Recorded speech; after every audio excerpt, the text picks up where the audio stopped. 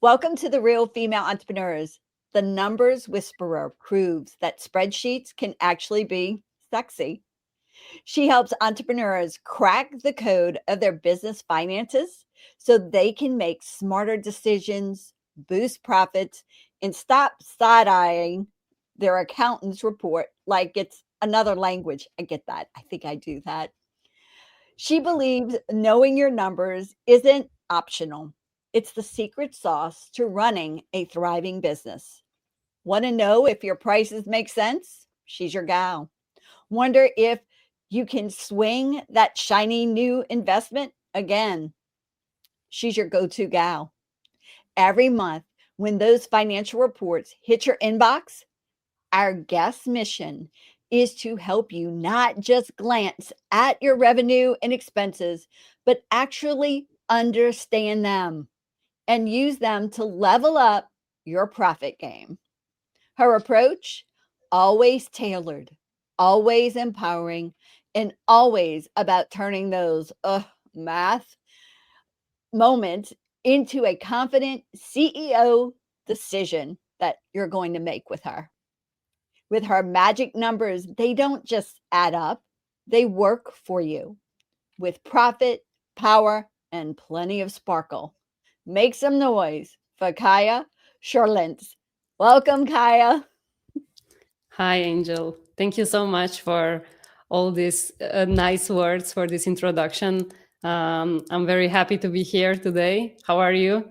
I'm good. I'm good. And most people know I have the saying, numbers are the numbers and there's no getting around it. But I still don't understand them. And that's where you come in. Yeah, I can tell you that it would not take you long to understand them for sure. You All know, right. you just need a bit of time and like you get around really quick. All right. Well, if you can teach me, then I know you can teach everybody in here. That's true. All right. Yeah. I need to know what happened to make you become the numbers whisperer. That's what I'm calling you, actually. What made you become the numbers whisperer? Well, honestly, I would say it was like that since forever. So I always liked numbers and I studied finance. And after that, I did 10 years in external audit. So numbers were my thing. And then after 10 years, I was in between, I also switched countries. So I live in Europe. I was born and raised in Slovenia. And then I moved to Luxembourg. So I was in audit into different countries. So, like, also a lot of change, switching countries.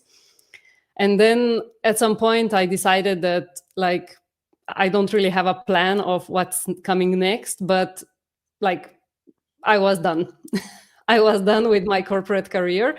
Actually, I was just done in that career. I didn't even think that I'm gonna like be an entrepreneur. So this, like, I never planned on it. It was never kind of, for me, it was not expected, even though other people would say that it makes sense. And also I have entrepreneurs in my family, like my dad and my brother. But for me, it was like, just after some time, I realized that, like, there is something I'm really good at. And with that, I could help people and I could have the freedom, to like, because my job was very demanding. It was very long hours. It was early morning to late at night, every day, 11 months a year, more or less. So at that point, I was like, I could do that on my own terms. So, and then because as an auditor, maybe now I see more how an auditor does an impact than I did back then. At some point, you just feel like maybe this is not contributing so much as I would wish to. So I was like, I can help people, because I really believe that when you have when you look at your numbers, when you plan what's your next step, when you know where you spend your money, how much you want to invest, create a budget and so on, like, just look at your numbers truly, your life can be completely different. You can lead a very different life. So I thought, okay, this is something that was like my interest since I was very little. I started to track my expenses in primary school. I started to save money. Like, everything was very natural for me. So it actually started even before university. So for me, it started really quick. And then I was like, I mean, what else to do? It was like the obvious thing to do. And then, so the way to do it was like just to create a company and like start going out and talking about what I'm doing so that people get to know me. So you speak on this, correct? This topic, am I right? Yeah. Do you go into businesses, or do they send them to you? Exactly, what is your process, if you don't mind, so we have an idea? Well, nowadays everything is online. It's very easy actually to be on the laptop and look at the same spreadsheet together. Because even if you are in the same room, it's more difficult to look at the same number than if it's on the screen and you just show the number and both persons see it. So mostly people would just like contact me anyway, through email, through my website, wherever they find me. And then we just agree on like how long will the process take, how it will look like, and then we just schedule a time, and then we do this together. So we go through everything step by step. So basically it's like a process from wherever somebody is to getting to the point where they want to be, but they don't know how to get there. So Oh, I help them get to the other side. wow. So it sounds like it's very hands-on, and you work with them one-on-one right now. Yeah. Yeah, well, I do also work group programs, but then in the group, it's more theoretical and less practical. Okay. So in the group, maybe sometimes people would send me their numbers. So even in the group, I can comment on their numbers, but not everybody sees the numbers. Or sometimes even in the group, people are very transparent. They just show their numbers, and we go through the process. So you have all these different types of cooperating, but mostly when we talk about businesses, it's one-on-one, it's not in groups. So maybe like a self-employed person can come into a group setting, but then if you have like a company with more employees, even these people are very busy, so they are not gonna listen to other people's stories. So they just wanna do it as fast as possible and very individual. So we just do it for their own business. And this is also something that makes me very happy because it's a broader spectrum of what I do, because then it's not only personal finance, but it's also company's finances. So, and that's kind of what I did in my job. So I still have the good part of my former job in what I do now, so that I can analyze the numbers and tell them what's really going on. Because, I mean, for entrepreneurs, numbers are really important, to know what's your profit, what are your expenses, where is your money going, how much you're spending every month, and so on, like how many people you can even afford to work for you. It's very important to know these things, but many business owners are like avoiding this part.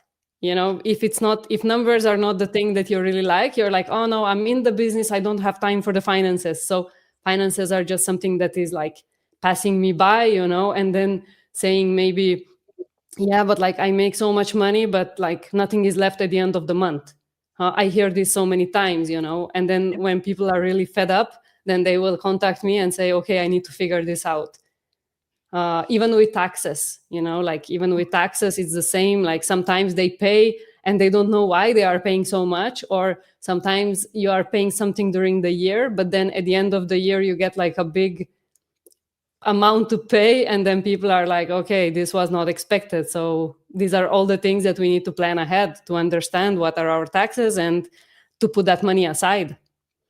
Definitely, because I mean, that's one thing that hits most entrepreneurs, because they don't realize they have to do that. And another thing that happens is, say you're married to somebody and you're filing taxes together, and then what happens is, and they're working. This happens a lot here in the United States, I'm sure abroad as well. And they're not paying as much taxes. That person is not working anymore because they're doing so good.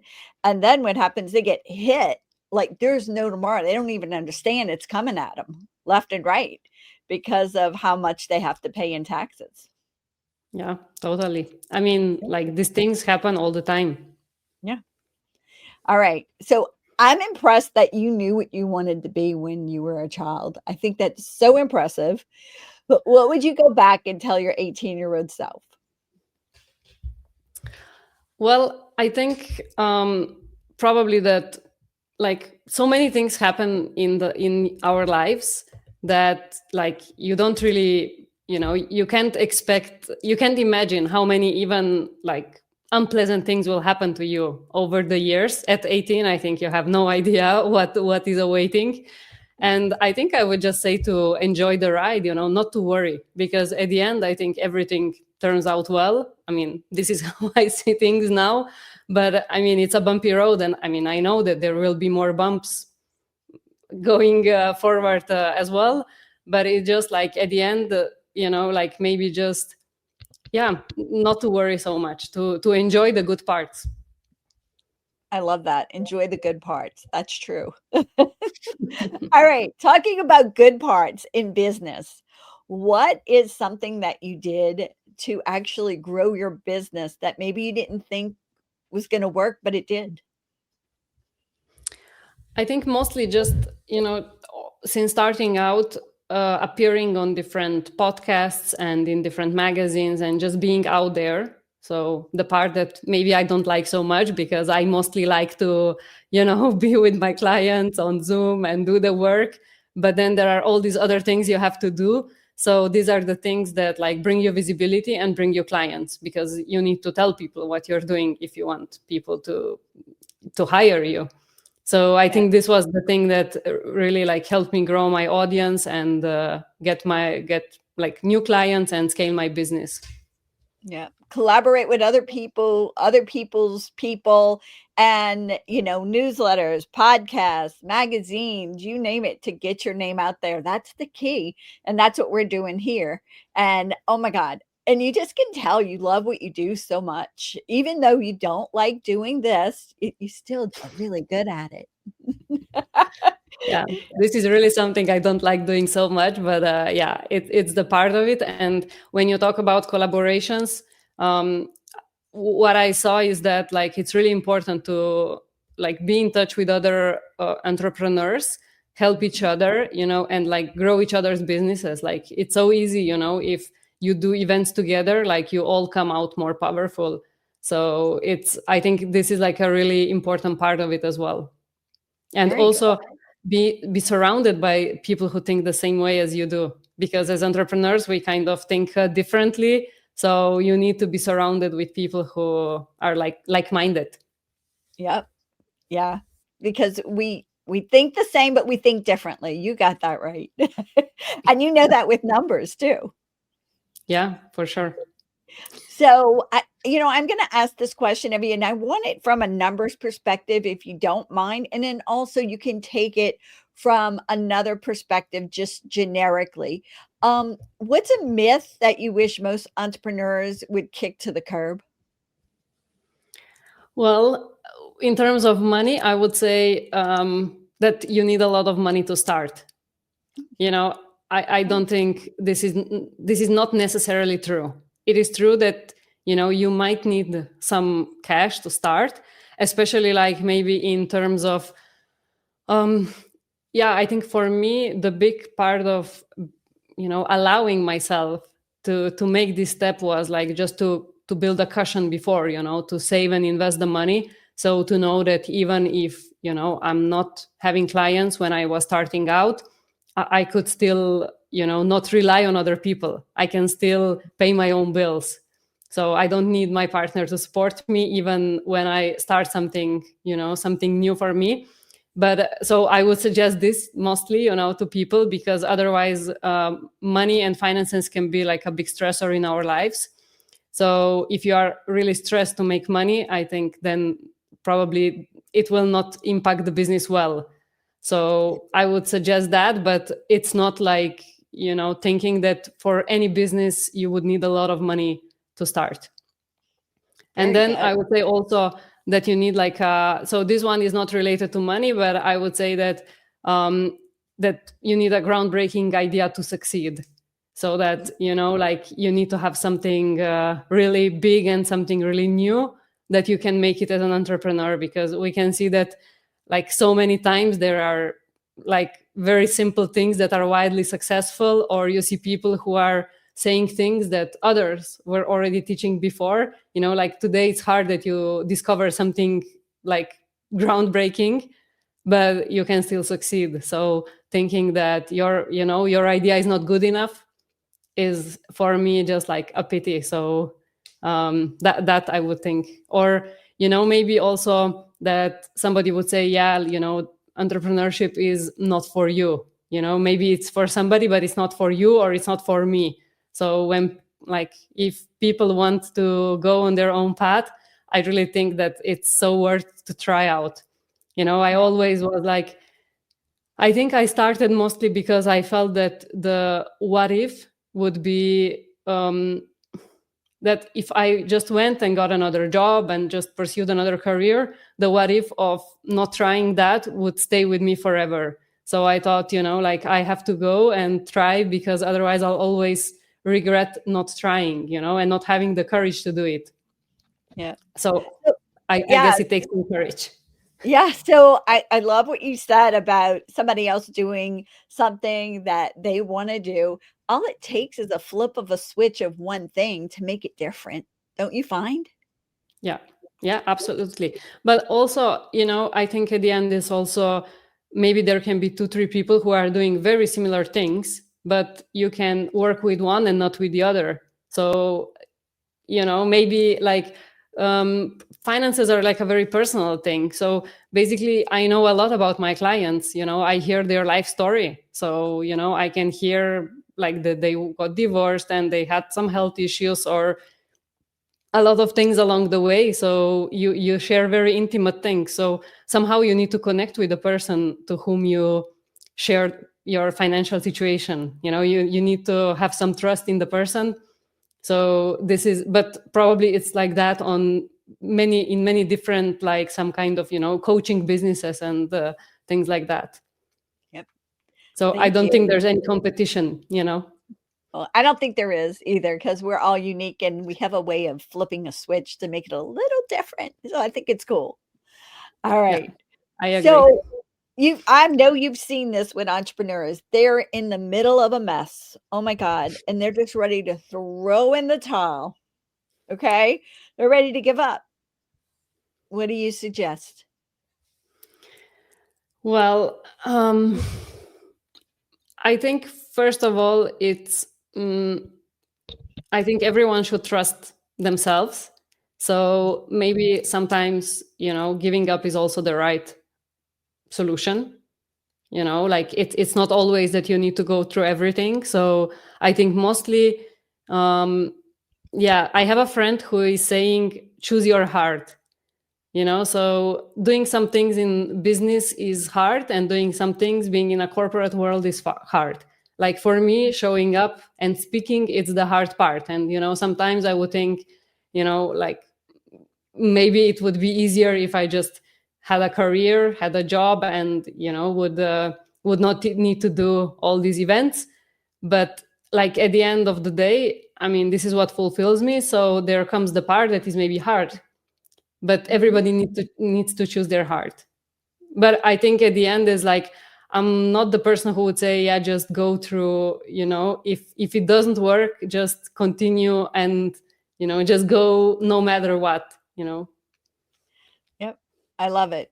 I love it. But, I mean, if they're in a mess and they want to stay, they just have to figure it out. Like you said, figure it out. Walk through the fiery coals, I think also probably get support or surround yourself with other people who are like maybe solve the problem, because sometimes, like, because I work with many entrepreneurs, I can see when they are starting out, I can even give them some other advice or tell them some quick fixes on some things that they need to do, because sometimes it's so easy, and somebody who is a bit longer in the game knows some things that you don't know. So many times we are just like, if we are on our own, we can just lose so much time and maybe lose hope. But actually, there are solutions that could be very quick if we knew about them.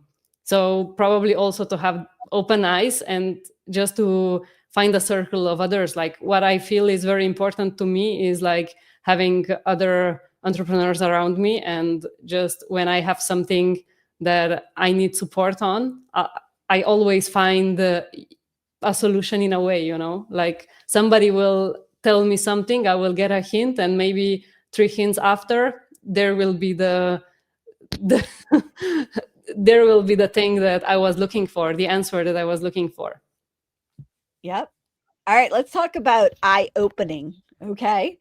The eye-opening experiences of what happens. Let's talk about you specifically and a future sneak peek into what's happening with you and your business.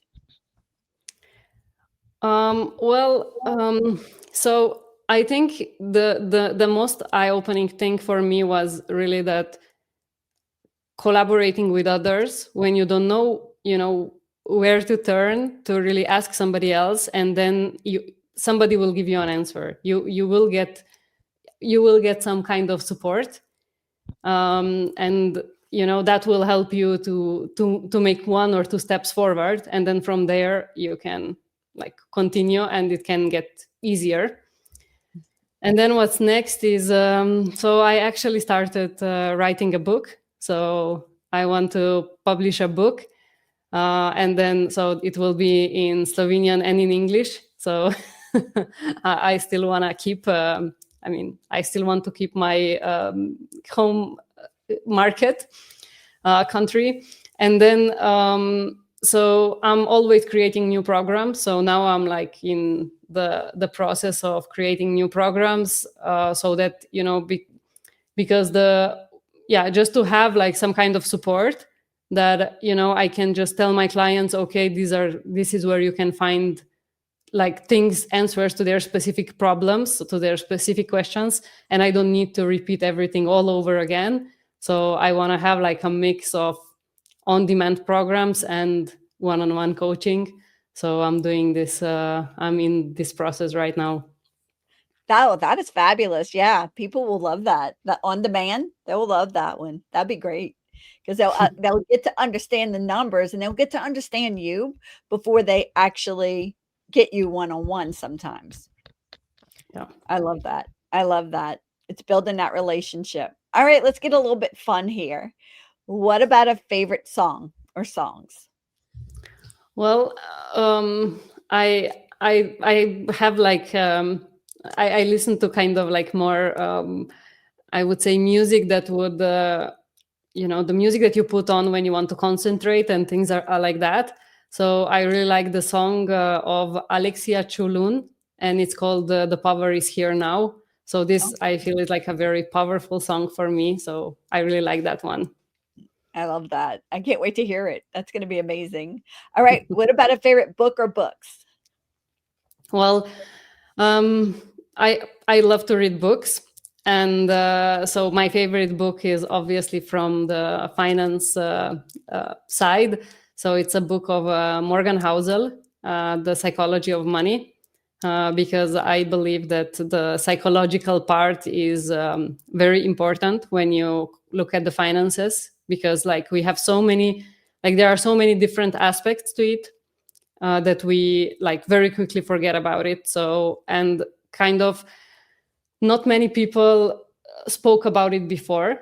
I think the way that he wrote this book is like very refreshing, and it's kind of from a perspective that we all need to listen to. So it's something that, and maybe when you read it the first time, you think, okay, it's a nice book. But then the more you think about it, and maybe you go back and reread it, it's like you see it very differently. So with time, you can see how you change your perspective.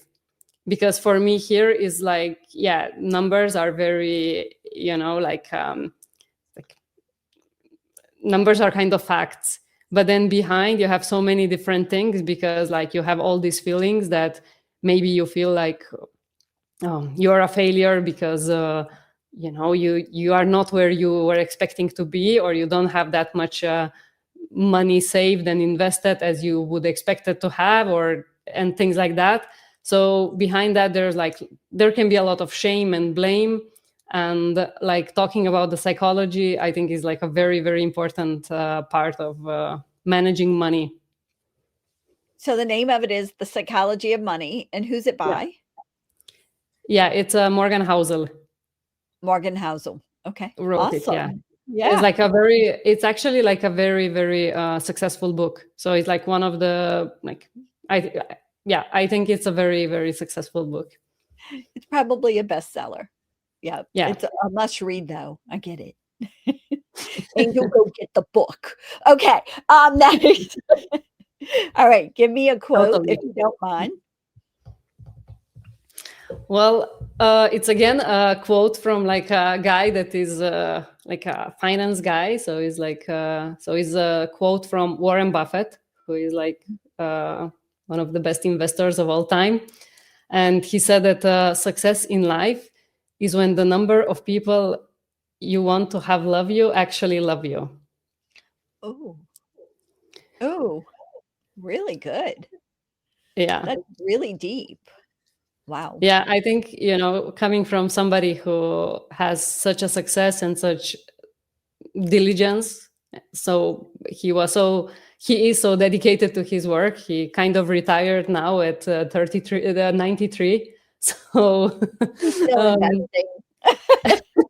obviously, I think it's a really good quote, and I think it's so true. In life, like showing what is really important in life, and that actually at the end, because with money, often people also want to impress other people, but in reality, like it's not that many people mostly that we want to love us in our lives. Yeah, you're right. That is so true. Thank you for that. All right. Even more fun. I need superpowers. What is your superpower you would want to have for 24 hours? If you could have any of them, which one would it be? Well, I think for me, it would be kind of like a time manipulation. I would just like to, sometimes to slow down time and to get more things done in a shorter amount of time. So I think it would be great to be able to do that. Again, we're dealing with numbers. Again, every time, only numbers. We're dealing with numbers. All right. If you believe in motivation or not, just let me know and tell me, what do you do when you're running on empty? How do you get motivated or encourage yourself? Well, I think if I'm very tired and I work a lot for a longer period of time, travel is something that motivates me a lot. But then, as I said, also, like, I really love to read books. So like reading books and just going for walks, I think walks really help with, the brain that is like constantly going and what you have to do. So then if you walk, you can breathe. So I really love to go on a walk, and like I try to do that at night, just to do a walk and to release everything and not just constantly worry about everything that is going on. And then I would say meditation. Oh yeah, definitely. After dealing with numbers, yeah. For me. All right. What's the best way for our audience to stay connected with you? I have a website, which I think is the best way to connect with me, because there it's also like there's a way to reach me through email on the website. So my website is kajasolinc.com. And then people can also find there some interesting free resources, from an expense and the revenue tracker to like different kind of things. So it's good to visit the website. Well, that is going to be fun. I mean, everybody needs to visit the website and make sure you get these strategies down pat. And then if you need Kaja, you need to get in touch with her, because I mean, that is one of the weaknesses that we have as entrepreneurs, is dealing with our finances, for sure. And I mean, it's a sore topic that a lot of people don't want to talk about. And I think we need to start talking about it. All right. Kaja, do you mind? Yeah. Do you mind leaving us with a mic drop moment, something maybe we didn't talk about yet that you'd love to share? Well, I think that we all deserve to thrive in the things that we love to do and to live a life on purpose. So I think that, when we have a dream, we shouldn't give up on it. So we need to continue and pursue our dreams. I love that. Thank you, Kaya. Thanks for being here. You're amazing. Mwah. Thank you so much, Angel. Thank you for all the interesting and funny questions. And yeah, thank you for your time here. Thanks. Bye. Bye. Thank you so much for tuning in to this episode of Female Entrepreneurs Magazine. I hope you found inspiration, actionable tips, and a sense of connection with our incredible community of driven women. Don't forget to hit that subscribe button, leave a review, and share the episode with fellow entrepreneurs who are ready to elevate their game. Remember, your success is just the beginning, and we're here to support you in every step of the way. Until next time, keep shining, keep thriving, and remember, you have the power to create the business and life of your dreams. Stay inspired, and I'll see you in the next episode. Bye.